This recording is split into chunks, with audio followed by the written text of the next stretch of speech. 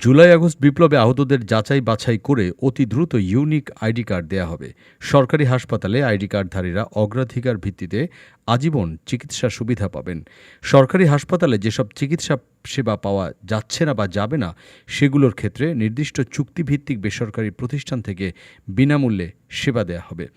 সেগুলোর খরচ পরে সরকার পরিশোধ করবে।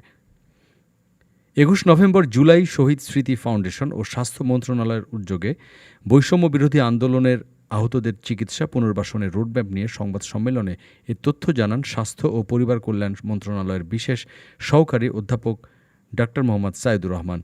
তিনি বলেন, আহতদের চিকিৎসার জন্য একটি মাল্টিডিসিপ্লিনারি হাসপাতাল নির্দিষ্ট করা হয়েছে। বিএসএমএমইউ হাসপাতালের কেবিন ব্লক এবং সুপার স্পেশালাইজড হাসপাতালের আউটডোর মিলে এ ধরনের চিকিৎসা সেবা দেওয়ার একটি অবকাঠামো গড়ে তোলা হয়েছে। প্রয়োজনে দেশের সরকারি বেসরকারি অন্যান্য প্রতিষ্ঠানের বিশেষজ্ঞ এমনকি বিদেশে থাকা বাংলাদেশি বিশেষজ্ঞদের সহায়তা বা পরামর্শ নেওয়ারও ব্যবস্থা থাকবে।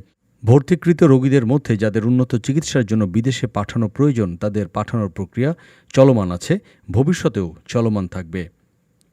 ডেস্ক রিপোর্ট, আজ বার্তা, ঢাকা।